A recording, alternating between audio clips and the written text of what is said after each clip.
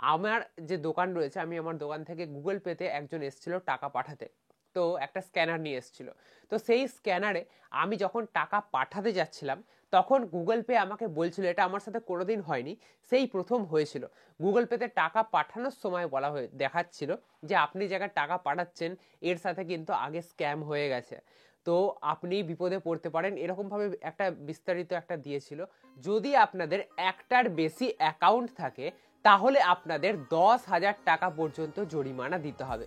এমনই একটা খবর আজকে আমি দেখলাম বিভিন্ন সংবাদ মাধ্যমে পাবলিশ করা হয়েছে, এবং সেই খবরটা আমার মনে হলো যে আপনাদের জন্য এটা জরুরি খবর, তাই জানানোর জন্য আজকে আপনাদের জন্য এই ভিডিওটা বানাচ্ছি। আপনারা মনোযোগ দিয়ে ভিডিওটা দেখবেন যদি আপনাদের একটার বেশি দুটো অ্যাকাউন্ট থাকে। ধরুন আপনাদের স্টেট ব্যাংকে একটা অ্যাকাউন্ট রয়েছে, আর একটা অন্য কোনো ব্যাংকে রয়েছে, পাঞ্জাব ব্যাংকে হোক, ইউনিয়ন ব্যাংকে হোক, যে কোনো ব্যাংকে রয়েছে, অর্থাৎ দুটো ব্যাংকে যদি আপনাদের দুটো অ্যাকাউন্ট থাকে, তাহলে আপনাদের কিন্তু 10,000 টাকা পর্যন্ত জরিমানা হতে পারে। এমনটাই আরবিআই এর একটা নতুন রুলস এসছে।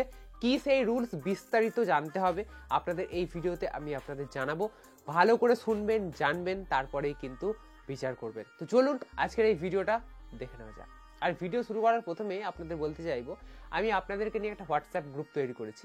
এই হোয়াটসঅ্যাপ গ্রুপটা হচ্ছে আমাদের একটা পরিবার। আপনারা যদি চান আমাদের এই গ্রুপে জয়েন হতে, এবং যে কোনো খবর, সেটা সরকারি চাকরির হতে পারে, সেটা সরকারি প্রকল্পের হতে পারে, যদি সববার আগে পেতে চান, তাহলে অবশ্যই গ্রুপে জয়েন হতে ভুলবেন না। গ্রুপে কিভাবে জয়েন হবেন, এই ভিডিও ডিসক্রিপশন বক্সে লিঙ্ক দেওয়া রয়েছে, সেখান থেকে আপনারা ডাইরেক্ট আমাদের হোয়াটসঅ্যাপ গ্রুপে জয়েন হতে পারেন একদম বিনামূল্যে। তো দেরি কিসের, জয়েন হয়ে যান। বেশ, এবারে আজকের খবরের দিকে আসা যাক। যে যদি আপনাদের দুটো বা তার বেশি অ্যাকাউন্ট থাকে, তাহলে আপনাদের 10,000 টাকা জরিমানা হবে, এমনটাই বলা হচ্ছে। তো আরবিআই কি বলছে দেখুন, আরবিআই বলছে যদি আপনাদের একটার বেশি অ্যাকাউন্ট থাকে, তাহলে সেই অ্যাকাউন্ট থেকে যদি কোনো এমন লেনদেন হয় যে লেনদেন ভুয়ো বলতে এখানে আপনাদের বুঝতে হবে ভুয়ো বলতে কি। আমার সাথে একটা ঘটনা হয়েছিল এই কিছুদিন আগে, সেটা আমি আপনাদের বলতে চাইবো। আমার যে দোকান রয়েছে, আমি আমার দোকান থেকে গুগল পেতে একজন এসেছিল টাকা পাঠাতে। তো একটা স্ক্যানার নিয়ে এসেছিল। তো সেই স্ক্যানারে আমি যখন টাকা পাঠাতে যাচ্ছিলাম, তখন গুগল পে আমাকে বলছিল, এটা আমার সাথে কোনোদিন হয়নি, সেই প্রথম হয়েছিল। গুগল পেতে টাকা পাঠানোর সময় বলা হয়ে দেখাচ্ছিল যে আপনি জায়গায় টাকা পাঠাচ্ছেন, এর সাথে কিন্তু আগে স্ক্যাম হয়ে গেছে, তো আপনি বিপদে পড়তে পারেন, এরকমভাবে একটা বিস্তারিত একটা দিয়েছিল। তো সেটা দেখে আমি আর টাকা পাঠাইনি তাকে। তো তারপরেও টাকা পাঠানো যাচ্ছিল ওই নোটিফিকেশনটা আসার পরেও, তো আমি ভয়ে আর টাকাটা পাঠাইনি। কারণ যদি আমি টাকাটা পাঠাতাম, তাহলে কিন্তু একটা ভুয়ো বা জালি কিছু একটা হতে পারতো আমার অ্যাকাউন্টের সাথে, এবং যদি আমি সেই টাকাটা পাঠাতাম, তাহলে আমার ব্যাংকের অ্যাকাউন্ট যে কোনো টাইমে ফ্রিজ হতে পারতো, এবং যদি আমি কোনো কারণে ফেঁসে যেতাম, তাহলে কিন্তু আমার জেল বা জরিমানা সমস্ত কিছু কিন্তু হতে পারতো।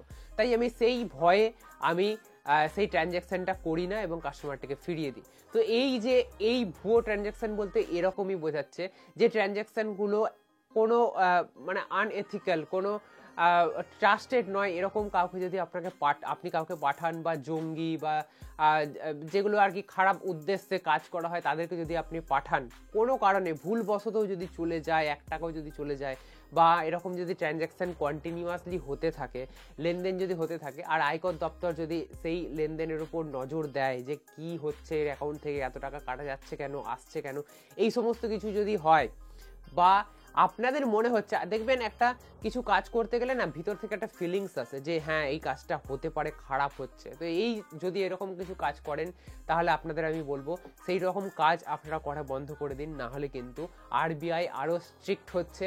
যদি আপনাদের একটার বেশি অ্যাকাউন্ট থাকে এবং তার মধ্যে যদি ভুয়ো বা জালি কোনো ট্রানজ্যাকশন নোটিস করা যায়, আরবিআই যদি নোটিস করে, তাহলে কিন্তু আপনাদের 10,000 টাকা পর্যন্ত জরিমানা হতে পারে, এবং সেরকম যদি হাই লেভেলের কিছু হয়ে থাকে, তাহলে কিন্তু জেল পর্যন্ত হতে পারে।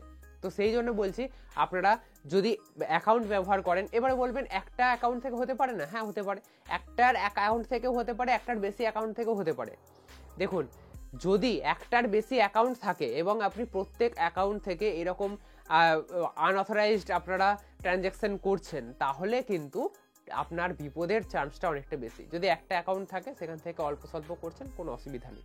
অনেকে যারা এই সমস্ত কাজ করে থাকে, তারা একটার বেশি অ্যাকাউন্টই ব্যবহার করে, এই অ্যাকাউন্ট থেকে একটু, ওই অ্যাকাউন্ট থেকে একটু, ওই অ্যাকাউন্ট থেকে একটু, এরকমভাবে কিন্তু ট্রানজ্যাকশন করে। তাই কিন্তু এটা বলা হচ্ছে যে একটার বেশি যদি অ্যাকাউন্ট থাকে, সেই সমস্ত অ্যাকাউন্ট থেকে যদি আপনারই অজান্তে, হয়তো আপনি জানেন না কিন্তু ট্রানজ্যাকশন করছেন কোনো না কোনোভাবে, ঠিক আছে, সেটা এটিএম থেকেও ট্রানজ্যাকশন করা যায়, ট্রান্সফার করা যায়, বা বিভিন্ন জায়গা থেকে মানি ট্রান্সফার করা যায়, তো সেরকমভাবে যদি আপনারা করেন, সেই অর্থেই আর কি বলা হচ্ছে, যদি সেইগুলো যদি জালি বা ভুয়ো হয়, তাহলে কিন্তু আপনাদের 10,000 টাকা পর্যন্ত জরিমানা হতে পারে এবং জেলও কিন্তু পরবর্তী ক্ষেত্রে হতে পারে, যদি সেটা হাই লেভেলের কিছু হয়ে থাকে তাহলে। তো সেই জন্য আপনাদের সাবধান করছি, যদি একটার বেশি অ্যাকাউন্ট হয়ে থাকে তাহলে আপনারা বেশি সাবধান হবেন।